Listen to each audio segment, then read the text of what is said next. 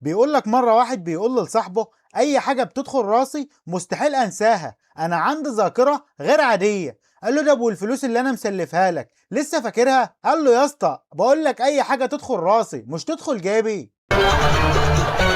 واحد بيقول نصيحة لكل الشباب، بيقول لك: يا ريت كل الشباب تتجوز علشان مش شرط تفضل مبسوط طول عمرك. والرسالة دي لصاحبك اللي بيحب يلف ويدور، بيقول لك: من البرد اللي احنا فيه الواحد مش عارف يغسل وشه، الله يكون في عون الشخص اللي بوشان. واحدة بتقول لجوزها: يا حبيبي أخيرا هنبقى 3. بسها وقال لها: يا حبيبتي أنت حامل؟ قالت له: لا، ماما باعت بيتها وهتيجي تسكن معانا. بيقول لك مرة واحد صاحي من النوم بيقول لزوجته: يا حبيبتي أنا حلمت إن أنا اتجوزت. قالت له: طيب قوم نام دلوقتي علشان تطلقها. لا حول ولا قوة إلا بالله. بيقول لك مرة واحد سكران بيشتري خمرة شكك، البياع بيقول له: وانت بتتحاسب يوم القيامة؟ انا هاخد منك الفلوس دي. السكران قال له: وانت هيبقى لك وش تفتح الموضوع ده هناك. بيقول لك العريس في امريكا بيكتب في دعوة الزفاف اسم العريس امجد واسم العروسة عيون امجد. بيقول لك: اهدي الافراح ولا بلاش؟ عندنا العريس اسمه ايمن والعروسة اسمها اتش، تقولش متجوز ذرات هيدروجين وخايف على اسمها. بيقول لك مرة واحد محشش بيقول لاخوه: تصدق جيراننا دول بخلة قوي قوي قوي وعندهم بخل مش طبيعي؟ فاخوه بيقول له: ليه؟ قال له: حصل. قال له: قاعدين يصرخهم علشان ابنهم بلع جنيه فضة. بيقول لك مرة دكتور دخل القاعة بتاع الكلية وشاف كل الطالبات اللي عنده مش محجبين إلا واحدة بس منقبة. فالدكتور قال لها: انت بس اللي مش واثقة من نفسك زي زمايلك. قالت له: بالعكس انا الوحيدة اللي شايفاك راجل. بيقول لك قذف جبهة ثلاثي الابعاد. بيقول لك افضل نوعين من الورق: اول حاجة ورق الفلوس، وتاني حاجة ورق تذكرة السفر، مع احترامي الكامل لورق العنب. واحد كاتب على الفيس: اكتر شيء بيقهرني من افلام الرعب ان يجي لك واحد او واحدة يدخل بيت مظلم ويقول: هلو هل من احد هنا؟ بيقول لك محسسني ان الوحش هيرد عليه ويقول له: انا في المطبخ، تعالى بعمل لك شكشوك.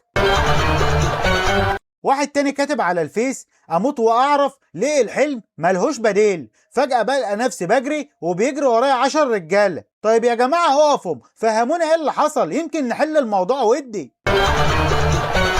بيقول لك اغبى واحد تشوفه في حياتك اللي بيدخل عليك الاوضه وانت بتصلي ويقول لك: انت بتصلي؟ لا، بماكيج نمله على الارض علشان فرحها النهارده. بيقول لك مره واحد محشش دخل امتحان عربي، طلبوا منه يكتب موضوع تعبير 10 صفحات. كتب في اول صفحه: راكب احمد الخيل، وكتب في اخر صفحه: نزل احمد من على الخيل، وباقي الصفحات كتب فيها: درجن درجن درجن درجن درجن درجن درجن. بيقول لك مرة واحد غبي راح يشتري عربية بالقسط، فسألوه في المعرض: انت عندك حسابات؟ قال لهم: عندي حساب على فيسبوك وانستجرام. قالوا له: طب يلا خد سيلفي مع العربية وامشي من هنا. بيقول لك مرة واحدة قاعدة هي وجوزها وحماتها، فبتقول لجوزها: انا حابة اشتري الجهاز اللي بيقشر البشرة. سمعتها حماتها وقالت لها: يا حبيبتي الافعى بتغير جلدها لوحده. بيقول لك في اوروبا الراجل اللي بيعامل المرأة بأدب بيسموه جنتلمان، وعندنا بيسموه مسحور. بيقول لك مرة استاذ بيسأل تلميذ: لماذا لا نحلب الارنب مثل البقرة؟ التلميذ رد وقال له: لان مفيش تحتها مكان نحط فيه الجردل. احسنت يا ابني والله. بيقول لك مرة 4 ستات جيران اتخانقوا مع بعض وراحوا عملوا لبعض محاضر. في يوم الجلسة القاضي قال لهم: أكبر واحدة فيكم تتكلم. بيقول لك وفجأة عم الصمت وعم السلام وانتشر الأمان في نص الكوكب، وإلى هذه اللحظة ملف القضية مغلق. بيقول لك مرة دكتور تخدير سأل واحدة ست: انت عمرك قد ايه علشان لازم نعرف ضروري قبل ما نديك البنج؟ قال لها: الجرعة دي لو اتاخدت بكمية كبيرة ممكن تموتك. انت متأكدة ان عمرك 25؟ قالت له: لا 30. قال لها: هيكون في خطر كبير وغيبوبة. قالت له: 38. قال لها: الشلل وارد لو المعلومة غلط. قالت له: 48. والله لو هموت ما هزود اكتر من كده. بيقول لك اتعلقت امرأة و10 رجال على حبل للنجاة، لكن الحبل ما يتحملش أكتر من 10 أشخاص. كان على إحداهم التضحية بنفسه وترك الحبل لينجو البقية، فما كان على المرأة إلا أن تقول لقد اعتدت طول حياتي على التضحية أمام أولادي وأمام زوجي، لذلك سأترك أنا الحبل ولا أريد منكم إلا التسقيف حر لتشجيعي. فما كان من الرجال إلا سقفوا لها استحسانا لتضحيتها، فسقطوا جميعا ونجت هي. يلا الله يرحمهم، دول ما تستهنش بهم أبدا، حتى إبليس كان بيسقف معاهم.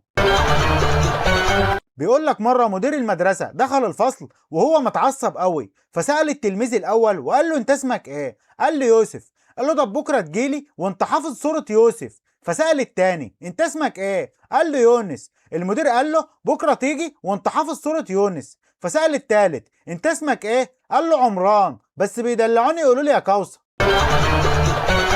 واحد بيحكي وبيقول أنا كنت في سنة رابعة وأخدت 100 من 100 في امتحان الدين وطلعت الأول على الفصل. طبعا رحت لأمي مبسوط ومحدش قدي. حبيت أعبر عن فرحتي وإني متميز، فقلت لأمي يا أمي أنا نفسي أما أكبر أكون من ال10 المبشرين بالجنة. بيقول لك عليا النعمة خبطتني قلم، فضلت ألف حوالين نفسي بعدد الصحابة والتابعين، ولو كانوا شافوني كفار قريش وهي بتضربني كانوا أسلمهم، الله يطول في عمرها نبع الحنان.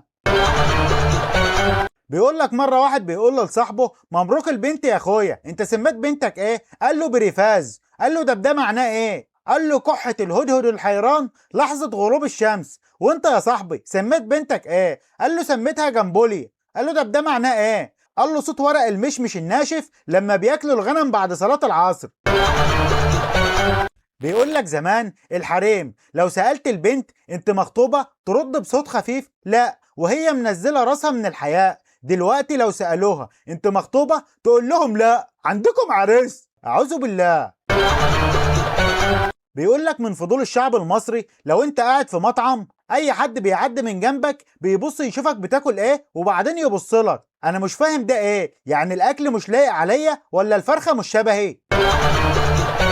بيقول لك مرة واحد سكران واقف قدام باب بيت، فعدت الدورية بتاع الشرطة وسألوه انت من اهل البيت؟ قال لهم لا انا من كفار قريش. بيقول لك طول الطريق بيترجى الضابط علشان ينزله، والضابط بيقول له خلي ابو لهب يجي يكفلك. بيقول لك في كوريا جرس المدرسة عبارة عن موسيقى هادية، الكل بيرجع الفصل قبل الموسيقى ما تخلص. وفي مدارسنا هنا الجرس شبه انذار لقصف جوي وبيتأخروا ويحلفوا ما سمعناش الجرس كمان. شعب غريب. بيقول لك مرة واحد دمه خفيف وقاعد مع ابوه بيتغدم، ابوه بيقول له هو العيش ده بايت؟ قال له لا ده هيتغدى ويروح. بيقول لك من ساعتها بياكل تحت السلم مع القطط.